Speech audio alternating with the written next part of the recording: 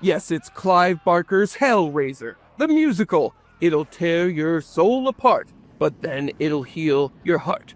Jesse Shade here for Awfully Good Movies on behalf of the JoBlo YouTube network. And while Sylvester Stallone's filmography may largely be filled with bullets and explosions, there was a time in the early 80s when John Rambo put down the guns and grenades to instead take a walk through the glittering streets of Broadway, as he wrote and directed this sequel to Saturday Night Fever, where John Travolta's Tony Manero struts his way to the top of the Big Apple by conquering another kind of dance floor in the world of musical theater. Yes, this was a real movie, and yes, Stallone was probably high on all the cocaine when he came up with it. So let us go the distance for this knockout episode of Awfully Good Movies.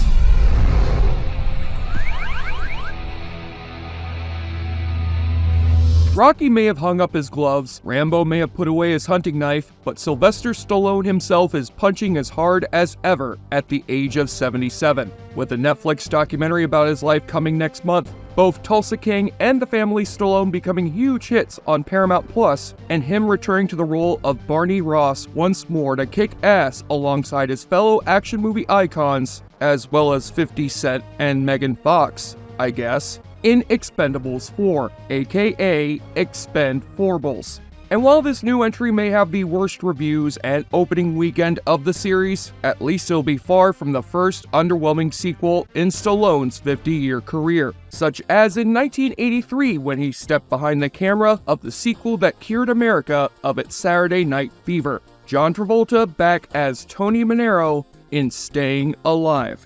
1 year after Rocky Balboa first went the distance, there was another smash hit underdog tale named Saturday Night Fever, the gritty story of a 19-year-old Brooklyn nobody who feels like a somebody when he hits the floor of his local disco. With John Travolta breaking out from TV to film with his Oscar-nominated performance, and the Bee Gees becoming superstars from the movie's million-selling soundtrack.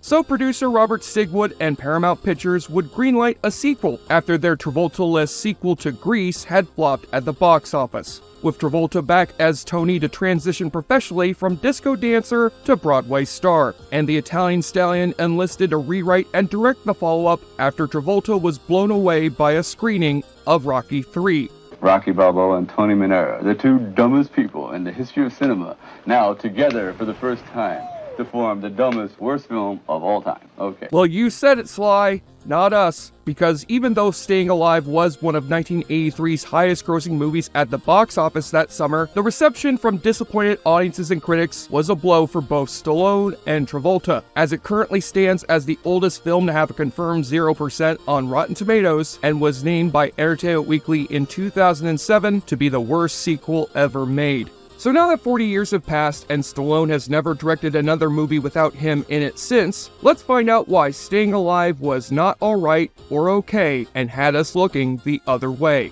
In fact, I think you JoBlo subscribers out there would agree that John Travolta would have been a far better fit for this fourth Expendables than, say, Andy Garcia. Sure, the movie would still be terrible, but when has that ever stopped John Travolta or Sylvester Stallone? I'm sure bringing the both of them in for Expendables in another 9 years will do way better at the box office, especially if they finally use that theme song from the first movie's trailer. You're welcome! Every one of us is expendable! Yabba dabba do Expendables! Whether you're a brother or whether you're a mother, make sure you're staying alive after sobering up from the awfully good drinking game. Take a shot or drink every time you hear another song off the film's soundtrack, beginning with the only hit song for a certain little brother of our movie's director. You guessed it, Frank Stallone. Yes, it's Frank Stallone, in one of the many musical cameos he's made in Sly's filmography, with the genuinely catchy and deliciously 80s opening theme, Far From Over. Nothing is over! The credits roll as Tony dances on stage to swat away invisible bees, while partaking in an on-stage audition for a stage director played by Stallone's future Rambo 3 co-star, Kurtwood Smith, looking as disappointed as we all were to hear he wrote one of those letters for Danny Masterson. Dumbass! Yes! But Clarence Boddicker yells, "Bitches leave," to the dancers he dismisses off the stage, and Tony walks out dejected, off to his day job at Fatima's Dance Land as a dance instructor. Fatima. Why are you late? We've got people here. Your boobs are huge. I mean, I want to squeeze them. Alongside his fellow aspiring Broadway dancer and new girlfriend, Jackie Cole, played by Flashdance and Dirty Dancing's Cynthia Rhodes. Typical. What do you mean? I turn them down. Way to go, Mr. Travolta. You were right to turn down that role in Grease, too. It's not like that sequel's gonna go on to have a way bigger cult audience than Staying Alive will. These days, Tony's moved from the dumpy house he shared with his family in Brooklyn to the dumpy hotel room he has in his new turf of Manhattan. Any messages? Any messages? Which he supports with an additional night job as a waiter down at a nightclub where he hopes not to get recognized by Marge Simpson. Hey, the bartender even looks like John Travolta. Yeah, looks like. Where all the dancers are dancing to an entirely different beat from one another, and the horny female clientele are eager to order that sausage sandwich he's got tucked inside his pants. I love to watch her walk. Can't make it. Why not? I don't have time for meaningful relationships right now. Well, let me tell you something. Guys like you aren't relationships. Your exercise. But Tony's attempts to search for a talent agent in the streets of New York, even as they're all seemingly too busy with reading the script to this very movie, are not that dissimilar from Sylvester Stallone's own experiences as a struggling actor pre-Rocky, which he's described in decades of talk show interviews. I went through all the agencies, then I started getting rejected by all the secretaries, and eventually I worked at a janitor and said, no, nothing. I'm very good at some sports, like weightlifting and push-ups. With Stallone even making a Hitchcockian cameo as himself bumping into Tony on the streets. An especially clever nod to the first movie, where Tony had a Rocky poster prominently placed on his wall. Thank God there were no cell phones for Sly to beat Tony's ass for trying to get a selfie. I loved you in Conan the Barbarian. But Tony still has time to support his girlfriend's more successful career as a Broadway dancer, watching her lay a show from backstage when his eyes end up drifting towards the show's lead dancer, Laura, played by future soap star Finola Hughes, who makes Tony's dumb, vacant eyes glaze over with lust. Hi, you pretty lady. Me want love pretty dance lady, even though me already love other pretty dance lady. Pretty lady. To be fair, my eyes would drift off during this show as well. What kind of Broadway musical has no songs or dialogue or story to connect any of these dance numbers? This audience could have just stayed home and watched this type of shit on solid gold and saved themselves a couple $100. Does Stallone think that all those bad production numbers he saw at the Oscars during the 70s are how all stage productions are supposed to look? Yes! No, don't you dare applaud this. Especially this orchestra over here that apparently didn't do anything when all the music we just heard in that show was clearly done on synthesizers and guitars. What, were they just being paid to sit down the entire show? This leads to the first of many times that Tony screws over his actual girlfriend to go chasing after her British co-star. I used to be pretty incredible myself when I lived in Brooklyn. What happened? I moved to Manhattan. Hi, you pretty lady. A wealthy girl who heads out of the theater in a swanky limousine and does not even bother to remember Tony's name. Well, Jimmy, you see the thing? Tony. Hello, Jimmy. It's Tony. Did you hear the way she talks? It's so intelligent-like. I love it. An accent doesn't make someone intelligent.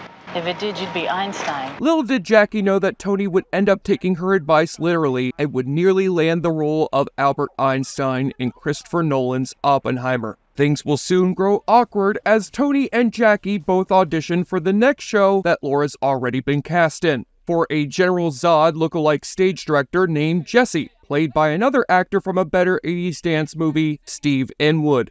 And kids, you gotta hear it again. It's whoever's right for the show. Wait, why the hell are you reminding them of what the very purpose of an audition is? It's not like any of these actors came here to find out who is the worst for the show. Hi, I'm Joy. I'm happiness. Yes, Tony, you indeed do have a very happy penis there. Travolta's bulging camel toe in this movie looks like Danny DeVito stuck inside of a leather couch. Afterwards, Tony heads out with Laura for a romantic walk through Central Park to the tune of one of the Bee Gees' 5 new original songs for the sequel. I could be loving you too much. And these overlong montages will have you wishing this scene would end like Arnold's own romantic stroll through Central Park by having Tony fight off an escaped zoo bear. Not a guy in a bear suit, but an actual bear that Stallone brought to set after Arnold gave it to him for Christmas. Mr. Stallone, please yell cut and come fight this bear off of me. It doesn't over till it's over. It's over. Nothing is over. Nothing. By now, anything that Tony learned from the last movie about treating women like people instead of playthings has been completely forgotten now that he's sleeping with another woman he barely knows behind the back of his nothing but supportive girlfriend. Even as he and these two women are about to get cast together in a Broadway show when he finally gets the job over the phone in his hotel's lobby. I got it? You kidding me? That boy's crazy. Way to go, Monero! Yeah, way to go, Mario! Woohoo! Tony heads over to tell girlfriend number one about the big news, while Jackie performs on stage at a bar with her musical partner, You guessed it. Frank Stallone, whose other original songs for this soundtrack are far from being as good as Far From Over.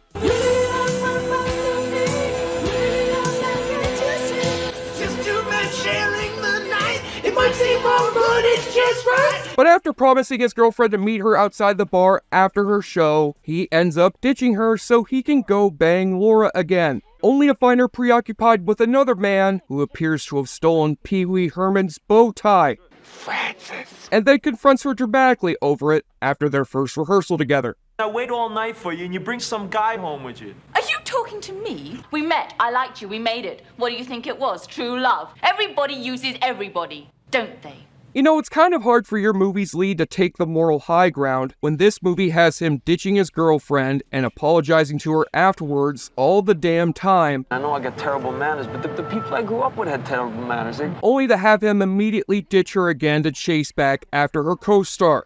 Look, we didn't have a fight, Tony, you did. And I'd like to see you again. I don't know. Consider yourself officially invited. I do agree with this extra who got away with flipping off the camera without Stallone finding out and beating his ass. Tony Manero can indeed go fuck himself, even if he is once again breaking out the iconic white polyester suit he wore back in his disco days that made the first film the subject of many pop culture parodies. Now with an 80s makeover that makes Tony look more like negative Luke Skywalker, as well as Sonny Crockett from Miami Vice when he stands next to this black extra who looks just like Tubbs. Yet Tony is shocked to find Laura has yet again walked in with their director Jesse at her arm. Didn't you learn anything from the other day?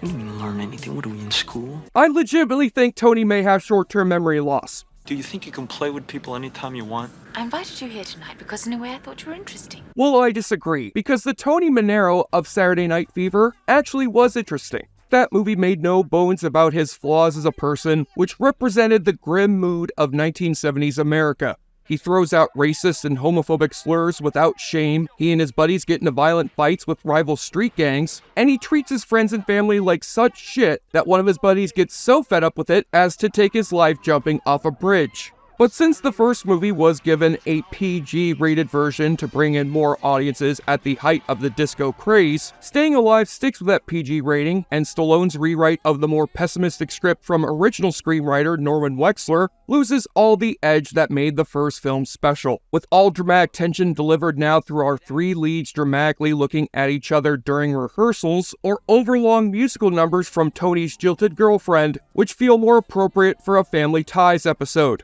What can I say to you? You don't have to say anything. Say what? I'll be your friend, but no more than that. Why in the hell does she even bother still being friends with this man by now? This man is literally looking at other women's asses during her musical performances, even as the sheer beauty that is Frank Stallone is staring him literally right in the face. The problem with trying to force this into the same story structure of a Rocky sequel is that Rocky Balboa was a nice guy who fought to support his loving family even after suffering incredible loss, while Tony Manero is only dancing to support himself and still treats those who love him like shit. And now he's brokenheartedly walking all the way back home to Brooklyn on Christmas morning to the arms of the only other actor to return here from the first movie, Julie Bavasso as Tony's suffering ma, Flo.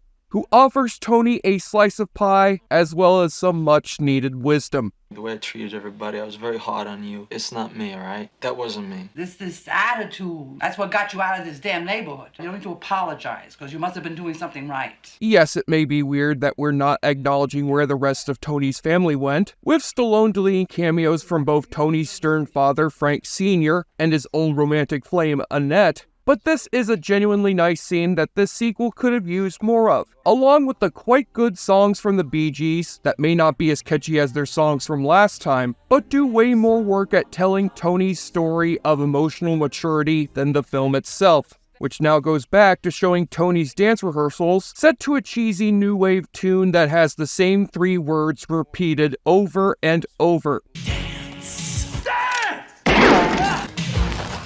Fire. Lay back.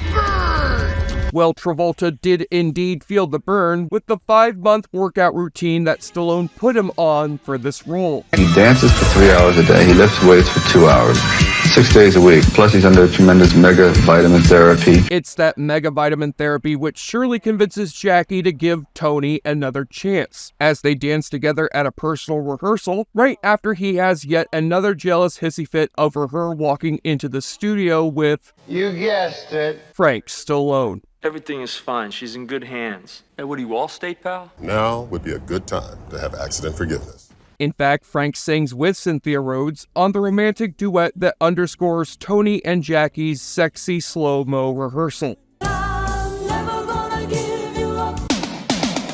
No, stop that. Just because it has the same title as the Rick Astley song does not make this count as a Rickroll. Now that Tony has tearfully atoned for his wicked ways to Jackie, he finally has the confidence to ask his director if he can take over the show's lead role from Laura's blonde co-star, Mark, played by a guy with no Wikipedia page, in a battle of the bulges. Why bother casting either of these 2 clowns in this part when you've got none other than the late, great Patrick Swayze as one of these background dancers? Right before Swayze would go from professional dancing to action and musical movie stardom. He would have certainly been a far better choice for this new Expendables movie instead of 50 Cent. Unfortunately, Tony's old romantic tensions with Laura get in the way of nailing their routine. This is a dance or a bloody circus! And Jesse must give his new star an inspirational speech in true Stallone movie fashion. What you have is anger, and that's what I need to make this show work. Stop worrying about trying to change other people, and start worrying about changing yourself. That's how winning is done. Everybody uses everybody, don't they? Go to hell, Monero. Well, how fitting that he just told Tony to go to hell. Because I have not yet told you folks about the show that he and his girlfriends have been rehearsing for the past few months by the name of Satan's Alley. For those who forgot, the show's called Satan's Alley. It's a journey through hell. It ends with an ascent to heaven. Which Stallone based loosely on Dante Alighieri's epic 14th century poem about his journey through hell, the Inferno. My brother had this book like of Dante, these paintings. I go, what's this have to do with like Tony Manero? All right, now you gotta get the concept. In the long history of fake musicals that have been written for TV shows or movies, Satan's Alley might be one of the most unintentionally hilarious. As the show opens with Tony in a skimpy loincloth, crucified on a piece of broken exercise equipment, then walking onto a foggy stage where he's attacked by dance zombies, and then proceeding to recreate John Travolta's conversion to the Church of Scientology through dance, to what sounds like the rejected theme song from Scarface. Yes, the actor, writer, and director behind some of the most masculine and explosive movies in film history is now giving us the most queer-coded thing that his fan base of action-loving bros has ever seen. In fact, the man who designed the spectacular costumes for this finale, Bob Mackie, is himself a gay icon for all the iconic outfits he's designed in TV and film. And judging from some of these dancers being dressed up like Bane and Catwoman, I suspect that Mr. Mackie is also a closeted DC fan. But Tony nearly bungles the first act when he leans in at the end to give Laura a smooch, and she gives him a scratch across the face. You bastard! Look, even if I wasn't reviewing this movie the same year that a Spanish soccer chief got in trouble for pulling this same shit on a player at the Women's World Cup, I would still say that this shit's way out of line. Especially since that last movie had Tony attempting to rape a woman. Why'd you have to kiss her? I didn't mean nothing. And still Jackie forgives this asshole like nothing ever happened? Are we sure these headbands they're wearing aren't cutting off the blood from their brains? The cast keeps dancing its ass off in another slow-mo montage that Stallone mistakenly thought looked amazing while high off of cocaine and mega vitamin powder, but instead looks like the music video shoot for John Travolta's inferior ripoff of Olivia Newton-John's Physical, titled Let's Do Exercise. Well, since Stallone does drop a clever Rocky reference in this dialogue from a stage manager, I am now wishing that Burgess Meredith was playing this director role instead so he could be yelling at Tony from backstage. Come on, you bum! You've got her on the ropes! You're gonna eat Sondheim! And you're gonna crap Fosse! 'Cause Jesse loves you! Then right before the final act, Laura gets into Tony's head with 4 simple words. You don't have it. Which is the PG-rated way of diagnosing Tony with a case of limp dick. But just as the final act has Tony's gay Tarzan character able to overcome the temptations of Laura as the devil and fights off the whips of her henchmen dressed up like the Pulp Fiction Gimp,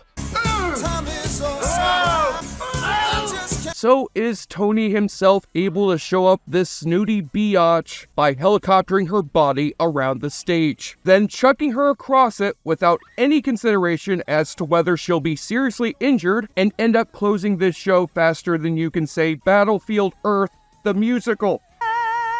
Jesus, he's good. But will Laura end up trusting Tony to make this final jump into his arms? Come on! I can't! Reach up and grab him! Use your other hand! Reach up! Reach up now! Jump! Jump! Damn it! Jump! Come on! She jumps into the air and into the arms of Tony to end this journey through musical hell on a note of bad movie heaven. Even Tony's mother is emotionally overcome to know her advice to her son not only enabled him to become a Broadway superstar, but also to sexually and physically assault a woman on stage without any consequences. Our hero, ladies and gentlemen? But while the cast and crew celebrate backstage, even though this show will likely end up closing on Broadway even faster than that Rocky musical did, Tony walks off to plant one last kiss of thanks onto Jackie before ending this movie the only way that it could have ended. You know what I want to do? What? You know what I want to do? What? Strut. Pretty man.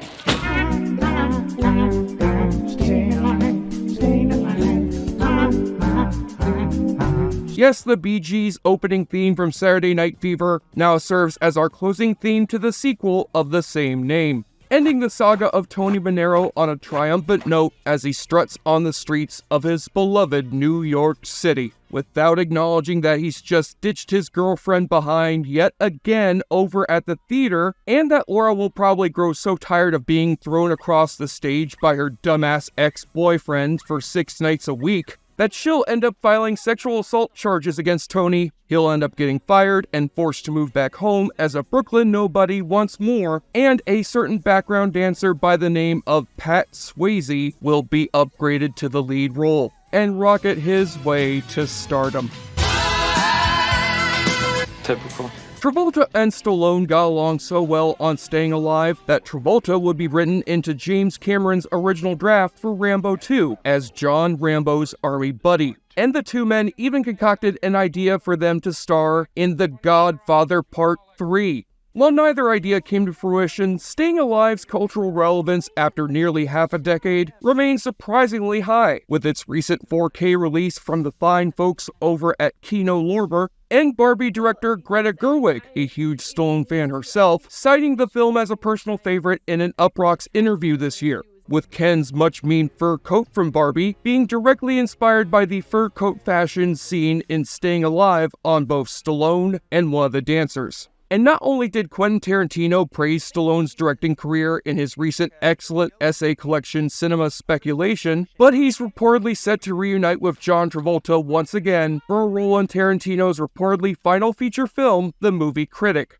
So while Staying Alive does indeed lack the realistic grit and heavy subject matter of John Badham's 70s original, this 80s sequel is still an entertainingly bad summation of how big Stallone and Travolta's inflated egos were back at the peak of their stardom, with some impressive dancing and catchy songs that serve as much of a time capsule of where pop culture was in America as its predecessor was. For Stallone fans and bad movie fans alike, Staying Alive is far from being the worst sequel ever made in a world where Rise of Skywalker and Expendables 4 now exist, but certainly serves as an entertaining example of how to cheapen a seminal work of 1970s cinema. I think Stallone would have been better off waiting for another decade and instead having both John Travolta and Julie Bavasso cast in place of him and Estelle Getty for Stop or My Mom Will Shoot. Mom, you didn't clean it, you're right. I mean, you took all the bluey and all of it.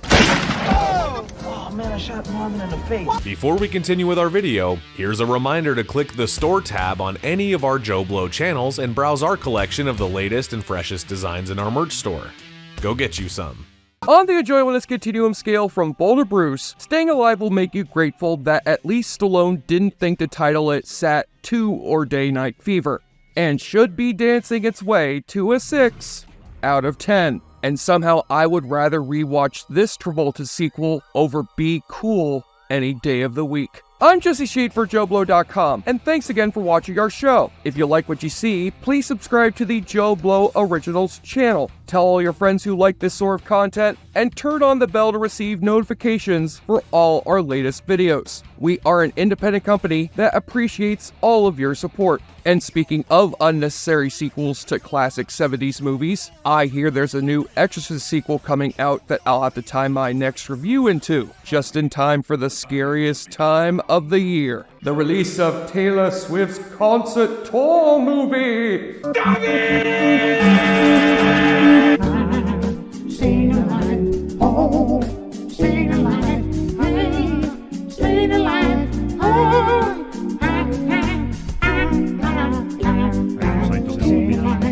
Ooh, I like that. Great walk. Thank you for clicking on our video, everybody. If you like what you saw here, please make sure you like the video and subscribe and share with your friends who like this sort of content. JoBlo was created by movie fans for movie fans, and we appreciate your support.